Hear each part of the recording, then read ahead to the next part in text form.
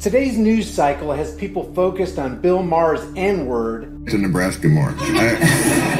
You're welcome. We'd love to have you work in the fields with us. Work in the fields? That's part of that. That's Senator. I'm a house nigger. No, it's the show. Thank you.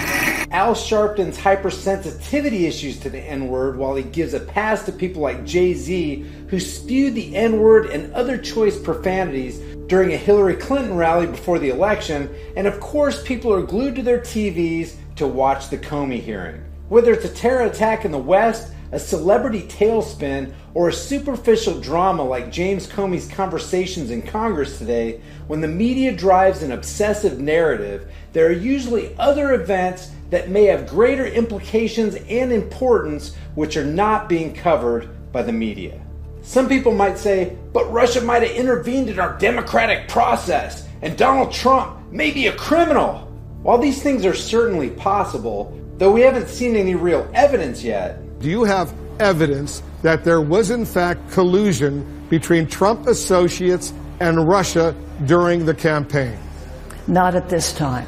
Whether or not Russia intervened in an electoral process already riddled with corruption, conflicts of interest, violence, warmongering, profiteering, and deceit is ultimately negligible. As the media continues to trump up the story, though, there are 5 stories that reflect just how broken the system already is and continues to be as the public's attention is led toward media-feeding frenzies and away from the true levers of power. And as I've said before, these stories are not entirely unreported by the media, but they are relegated to scrolling text at the bottom of cable news screens and fail to draw attention from traditional publications as they obsess over stories like Comey's testimony. Story number 1. Once again, the United States launches airstrikes against the Syrian government. On Tuesday, the American military had launched an airstrike on pro-regime forces within Syria.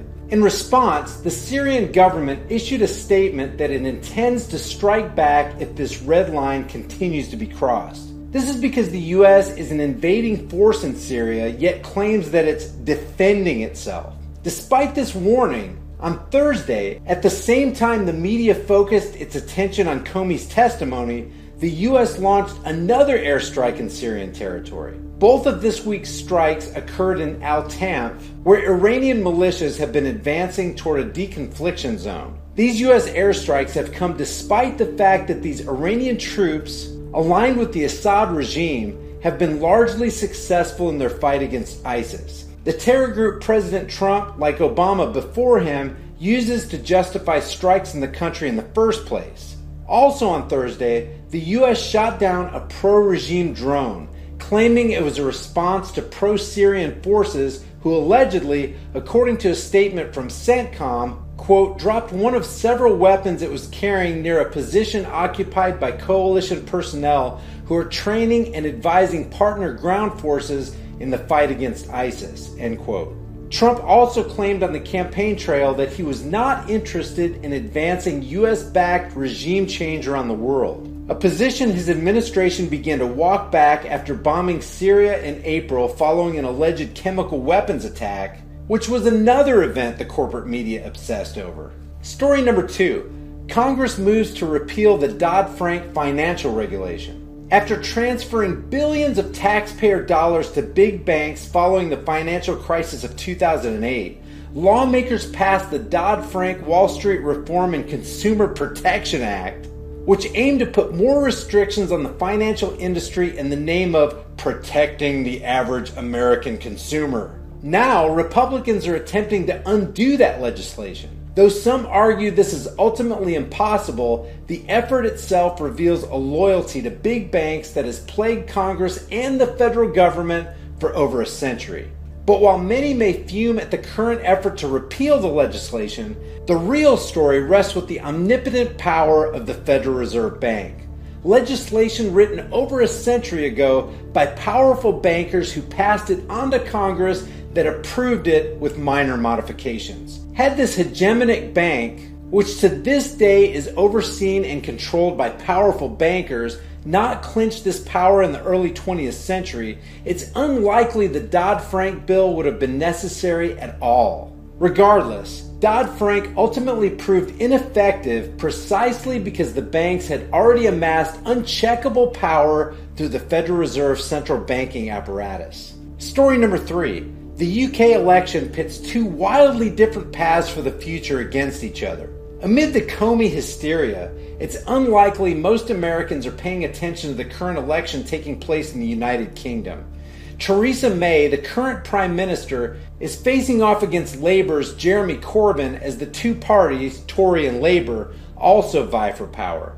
The two party leaders could not be more different. May, who previously worked as head of the Home Office, has been a longtime proponent of mass surveillance and has taken a staunchly establishment stance on foreign policy. She has continued to maintain ties with Saudi Arabia, to whom the UK has consistently sold weapons in spite of the country's ongoing human rights violations and support for radical terror. Rather than acknowledging this reality amid two recent terror attacks in the country, May has instead encouraged further intervention in Syria and advocated rolling back human rights protections in her own country.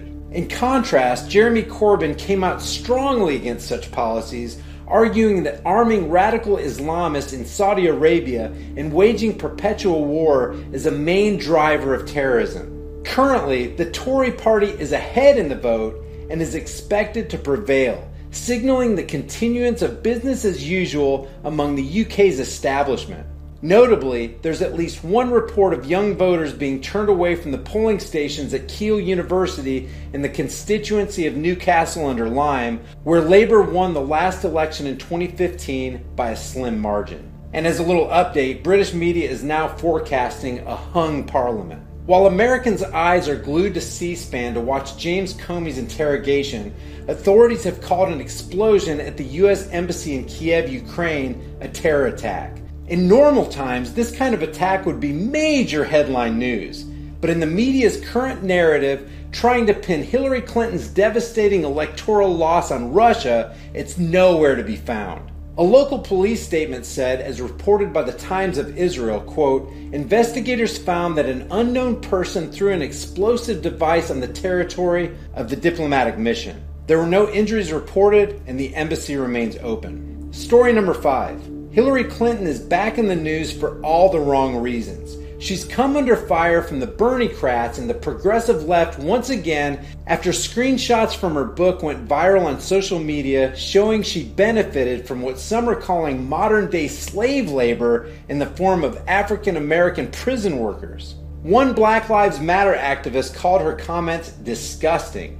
Further, conservative watchdog Judicial Watch just released a Hillary Clinton email showing that while she was Secretary of State, she, quote, knowingly used an unsecured BlackBerry device despite being warned by security hawks against doing so. And finally, from today's Comey hearing, the former FBI director said he was pressured to roll back his investigation of Hillary Clinton's email practices during the 2016 election shortly after former Attorney General Loretta Lynch's highly publicized meeting with Bill Clinton. Now, it's possible that new revelations will emerge from Comey's testimony, and some might reveal damning information about Donald Trump and the multitude of actors within the federal government. But as the media's obsessive focus remains fixed on these developments, it's always important to keep in mind the other all-encompassing power structures that continue to forge ahead full throttle from war to corporatism and the ongoing corruption of politicians. Guys, my content is viewed as unfavorable and not advertiser friendly by YouTube. If you like my content and want to support this channel on Patreon or PayPal, the links are in the description. There's also a link with a $5 off promo code if you want to support the channel by getting one of these hard-hitting shirts. I'll see you guys in the next video.